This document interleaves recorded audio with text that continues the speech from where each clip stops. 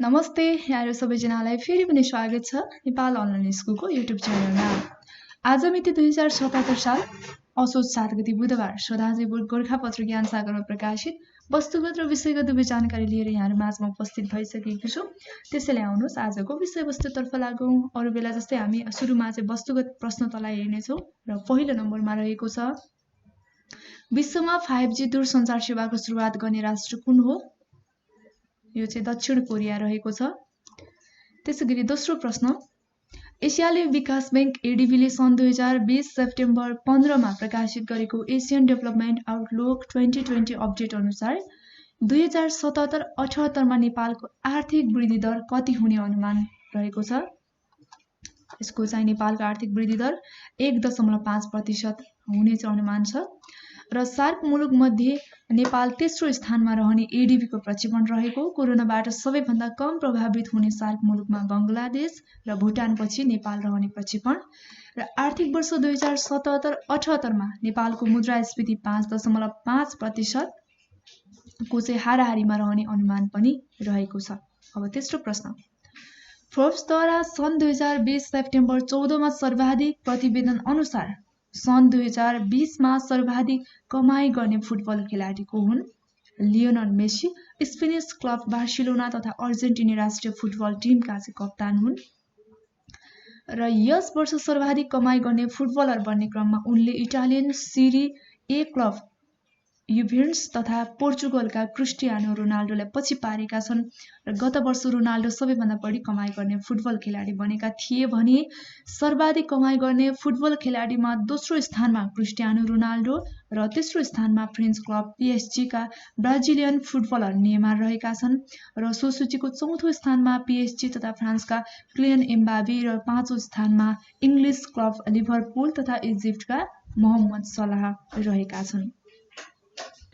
त्यसैगरी चौथो प्रश्न छ पृथ्वीको वातावरण संरक्षणलाई पहिलो प्राथमिकता दिनुपर्छ अनि मात्र अरु कार्य गर्नुपर्छ भनी अमेरिकी युवाद्वारा सञ्चालन गरिएको आन्दोलनलाई के भनिन्छ? ए अर्थ फर्स्ट रहेको छ आन्दोलन यो।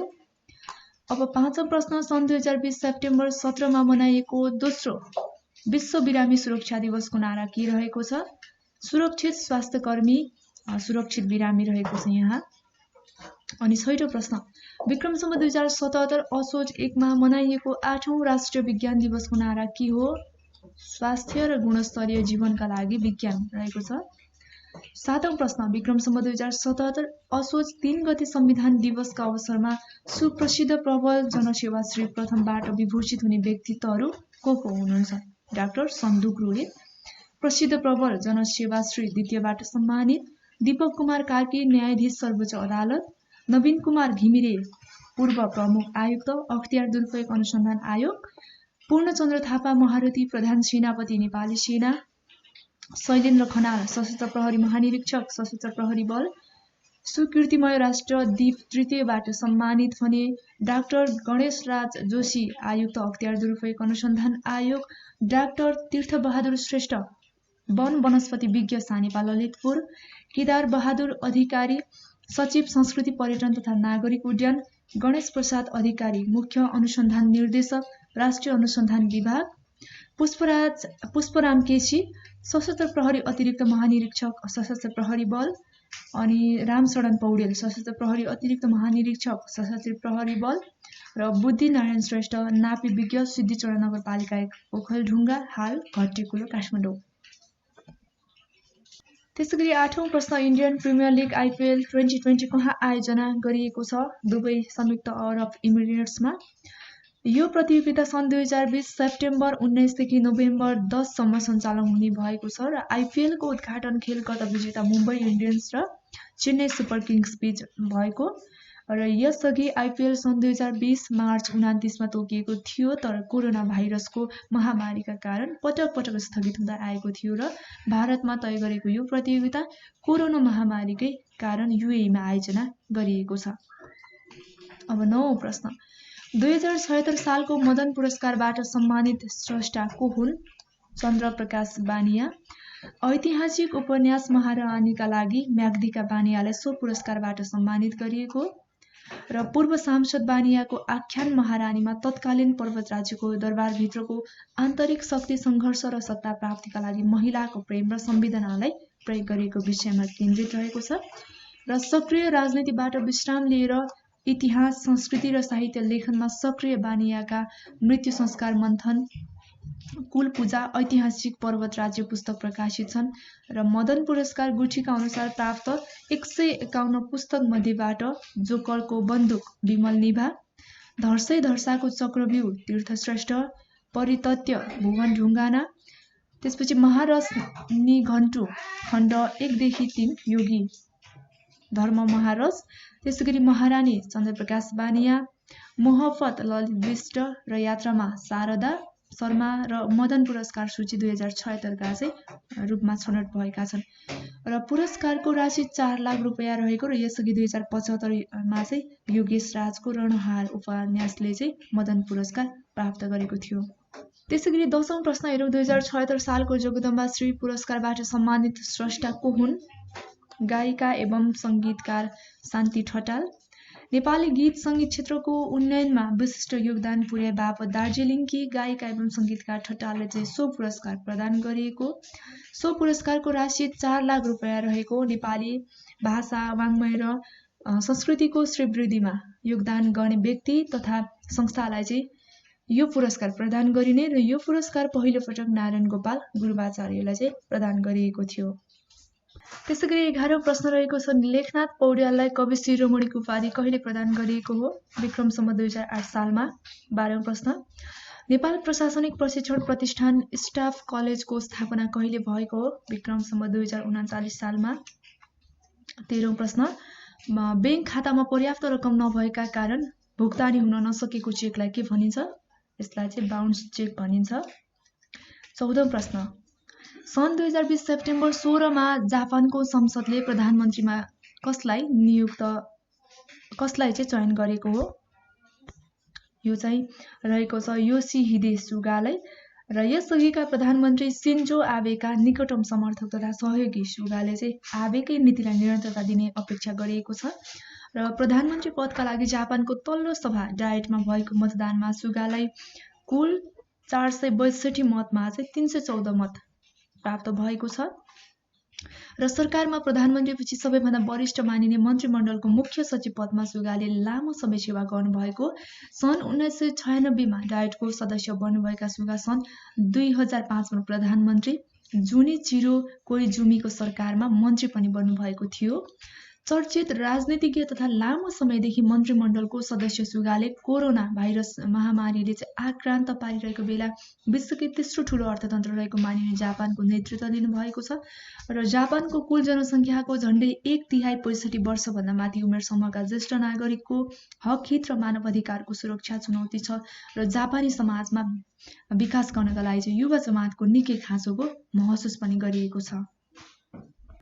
त्यसैगरी 15औं प्रश्न छ। नेपालको सबैभन्दा पुरानो मूर्ति विरूपाक्ष हो भने सबैभन्दा सानो मूर्ति कुन हो? पाटनको विरूपाक्षको मूर्ति। अनि 16 नम्बरको प्रश्न। पुरा द्वितीय गढी महोत्तरी जिल्लामा पर्छ भने दुगुना गढी कहाँ पर्दछ? सिन्धुपाल्चोकमा पर्दछ। 17औं प्रश्न। विक्रम सम्वत 2071 असोज 2 18 सेप्टेम्बर 2014 मा मनाइएको प्रथम परिवार दिवसको नारा के रहेको थियो? व्यवस्थित परिवार, स्वास्थ्य र विकासको आधार। अनि 18 नम्बरको प्रश्न। दुई मुलुक बीचको सीमा रेखामा स्थापित सीमा स्तम्भबाट दुवैतर्फ 10-10 गज चौडा खाली छाडिएको जमिनलाई के भनिन्छ? 10 गजा क्षेत्र, नो म्यान्स ल्यान्ड भनिन्छ यसलाई चाहिँ। र दुई देशबीच कसैको पनि अधिकार क्षेत्रभित्र नपर्ने मानिएको चौडाइमा 10 गज बराबर हुँदै लम्बिएको सीमा क्षेत्र। 19औं प्रश्न। विश्वको सबैभन्दा ठूलो र गहिरो महासागर कुन हो? प्रशान्त महासागर। अनि 20औं प्रश्न। नेपालले विश्वको 0.03% भूभाग ओगटेको छ भने एसियाको चाहिँ कति प्रतिशत भूभाग ओगटेको छ? 0.3% र दक्षिण एसियाको चाहिँ 3% भूभाग ओगटेको छ। 21औं प्रश्न। विश्वको कुन घटना पश्चात सरकार र निजी क्षेत्रबीच साझेदारी हुनुपर्ने कुरामा जोड दिन थालियो? सन् 1930 को आर्थिक मन्दीपछि। 22औं प्रश्न संगीत प्रवीण भनी नरराज ढकाललाई चिनिन्छ भने संगीत शिरोमणि भनी कसलाई चिनिन्छ? यज्ञराज शर्मालाई। 23औं प्रश्न नदीको किनार भए जस्तै समुद्रको के हुन्छ?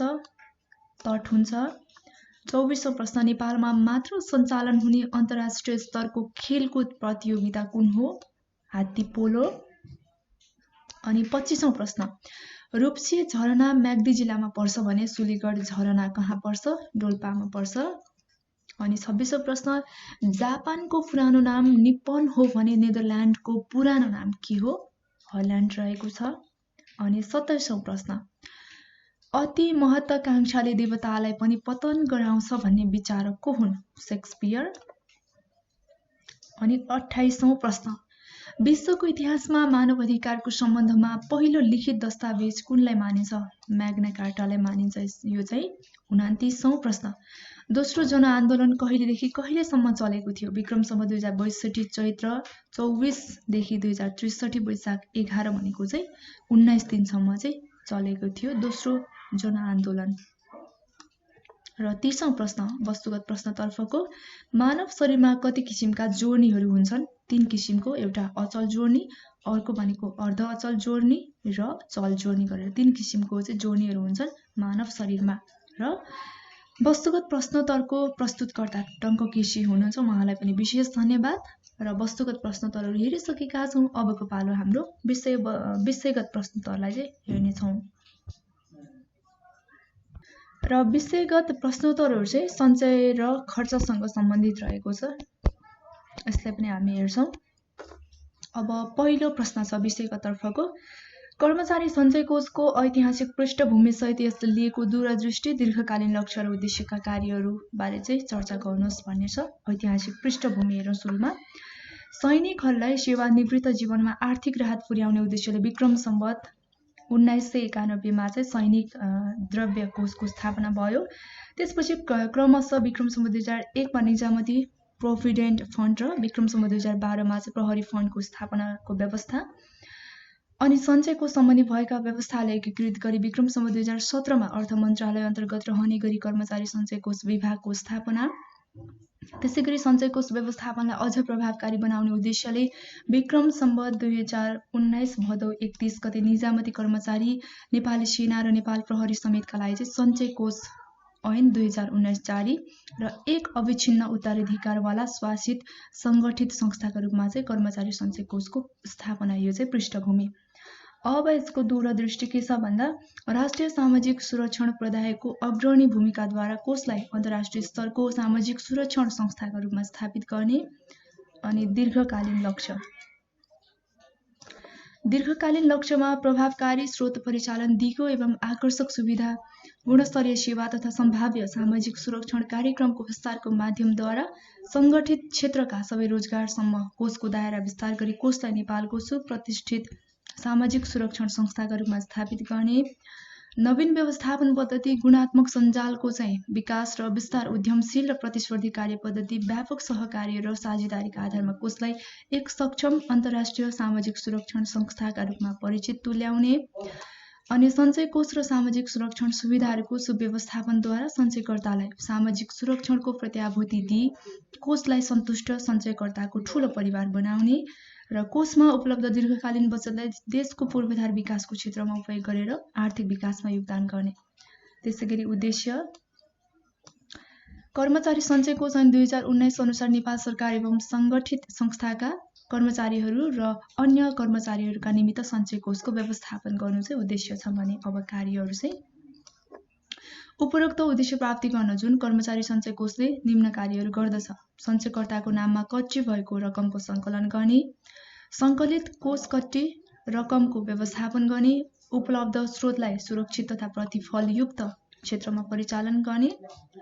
त्यसैगरी स्रोतको परिचालनबाट प्राप्त प्रतिफलको समानुपातिक वितरण गर्ने, सामाजिक सुरक्षा सुविधाहरूको सञ्चालन तथा व्यवस्थापन गर्ने।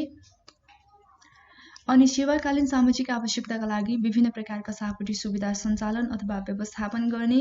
त्यसैगरी प्रत्येक आर्थिक वर्षको कारोबारहरूको वार्षिक प्रतिवेदन तयार गरी नेपाल सरकार समक्ष प्रस्तुत गर्ने। अब दोस्रो प्रश्न नेपालमा सरकारी खर्च व्यवस्थापनलाई प्रभावकारी बनाउने उपायहरू उल्लेख गर्नुहोस् भन्ने छ। यसको पनि उत्तरहरू हेरिहालौँ। सरकारले गर्ने खर्चमा मितव्ययिता, कार्यदक्षता एवं प्रभावकारिता कायम गरी समग्र खर्चलाई उपलब्धिमूलक बनाउने कार्य खर्च व्यवस्थापन हो र नेपाल सरकार खर्च व्यवस्थापनलाई प्रभावकारी बनाउन सरकारी तहमा कानुनी एवं संस्थागत व्यवस्था गरिएको छ र पनि मुलुकको सरकारी खर्च व्यवस्थापन कार्य प्रभावकारी भएको पाइँदैन। यसका लागि चाहिँ निम्न उपायहरू अवलम्बन गर्नुपर्ने देखिन्छ। अब उपायहरू रहेको छ। चालु खर्चको मापदण्ड तयार गरी निश्चित सीमाभित्र राख्ने, पुँजीगत खर्च वृद्धि गर्ने, त्यसैगरी सरकारी अनुदान, सरकारी सहायता, क्षतिपूर्ति आदिका लागि चाहिँ मापदण्ड बनाई लागू गर्ने। अर्को भनेको भुक्तानीको स्रोत निश्चित नगरी कुनै पनि दायित्व सृजना गर्न नपाइने व्यवस्था गर्ने। त्यसैगरी क्षेत्रगत खर्च नीति तयार गरी लागू गर्ने। सार्वजनिक खर्चलाई लैङ्गिक उत्तरदायी बनाउन लैङ्गिक बजेट लागू गर्नुपर्ने। सरकारी खर्च कुशलता मापन गर्ने संयन्त्र निर्माण गर्ने। त्यसैगरी कार्य सम्पादनमा आधारित बजेट लागू गर्ने। योगदानमूलक निवृत्तिभरण प्रणालीलाई लागू गर्ने। गैर बजेट खर्चलाई पूर्ण नियन्त्रण गर्ने। स्थानीय तहमा वित्तीय निक्षेपण गरी स्थानीय तहको विकास कार्य व्यवस्थापन गर्ने। सरकारी खर्चको अनुगमन र मूल्याङ्कनमा प्रभावकारिता ल्याउने र आर्थिक कार्यविधि ऐन नियमको पालना गरेर वित्तीय अनुशासन कायम गर्ने। अब तेस्रो प्रश्न, नेपालको बजेट तर्जुमा कार्यमा राष्ट्रिय योजना आयोगको भूमिका बारे छोटकरीमा चर्चा गर्नुहोस् भन्ने छ। अब सरकारी आय र व्ययको अनुमानित विवरण नै बजेट हो। बजेट सरकारको वार्षिक नीति तथा कार्यक्रम पनि हो र नेपालमा बजेट तयार गर्ने गराउने दायित्व अर्थ मन्त्रालयको हुने कानुनी व्यवस्था भए पनि बजेट तर्जुमा राष्ट्रिय योजना आयोगको भूमिका महत्त्वपूर्ण हुन्छ।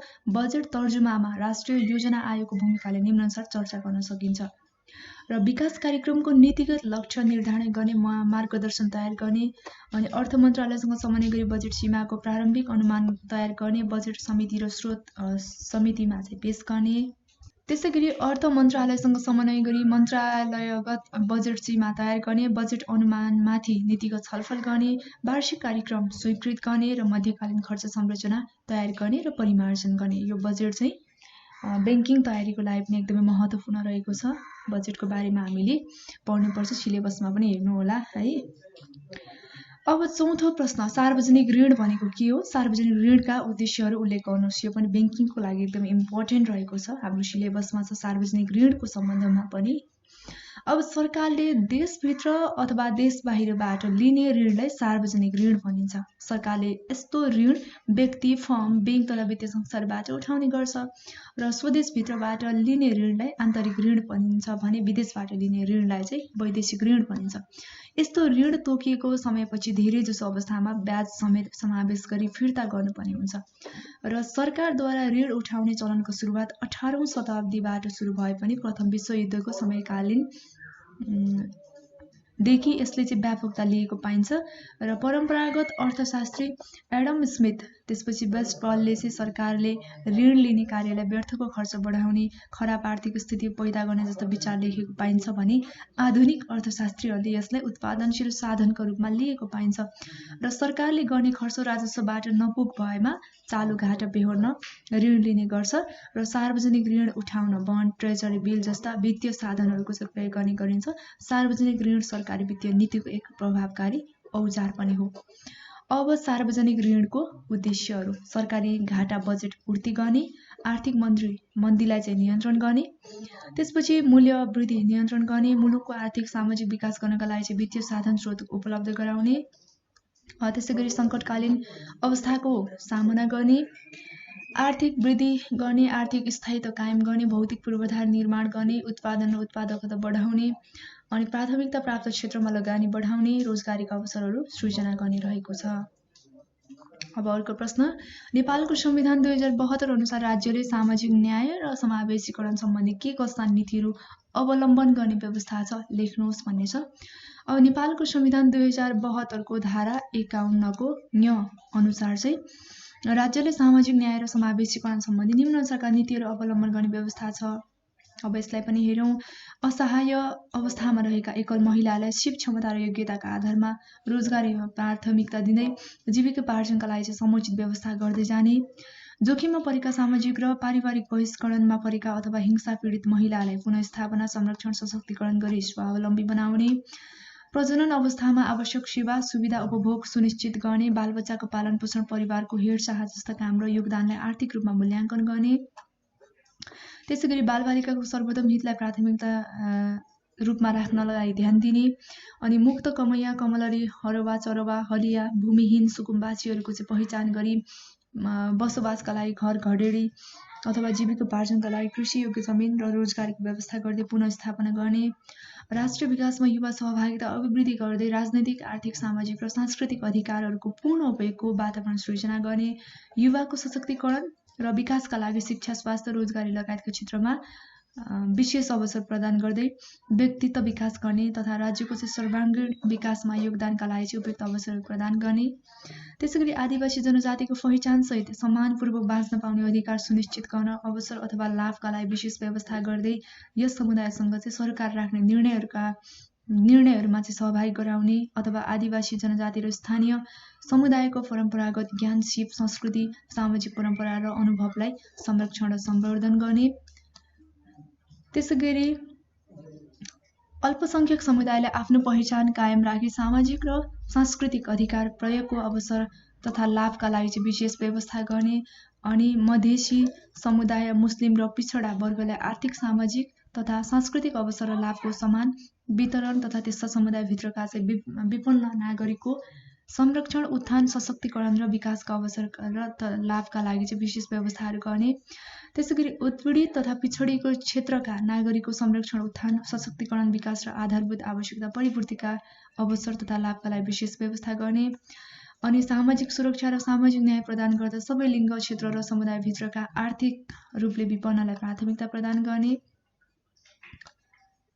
त्यसैगरी स्वस्थ, सक्षम र अनुशासित नागरिक तयार गर्न खेलकुद तथा खेलाडीमा योजनाबद्ध लगानी गर्ने र खेलकुदलाई राष्ट्रिय एकता सुदृढ गर्ने एवं अन्तर्राष्ट्रिय क्षेत्रमा राष्ट्रिय सम्मान अभिवृद्धि गर्ने माध्यमका रूपमा विकास गर्ने, र अर्को भनेको चाहिँ के छ भन्दा सामुदायिक तथा राष्ट्रिय वा अन्तर्राष्ट्रिय गैर सरकारी सङ्घ संस्थाको चाहिँ लगानी र भूमिकालाई जवाफदेही र पारदर्शी बनाउँदै त्यस्ता संस्थाहरूको स्थापना, स्वीकृति, सञ्चालन, नियमन र व्यवस्थापनका लागि एकद्वार प्रणाली अपनाउने र राष्ट्रिय आवश्यकता र प्राथमिकताका क्षेत्रमा मात्र त्यस्ता सङ्घ संस्थाहरूलाई चाहिँ संलग्न गराउने, र विषयगत प्रश्नोत्तरको चाहिँ प्रस्तुतकर्ता चाहिँ हुनुहुन्छ हेमचन्द्र शर्मा, उहाँलाई पनि विशेष धन्यवाद। र आज चाहिँ हामीले विक्रम सम्वत 2077 सालको असोज 7 गते बुधबार विशेष गोरखापत्र ज्ञान शाखामा प्रकाशित जानकारीहरूलाई हेरिसकेका छौँ है।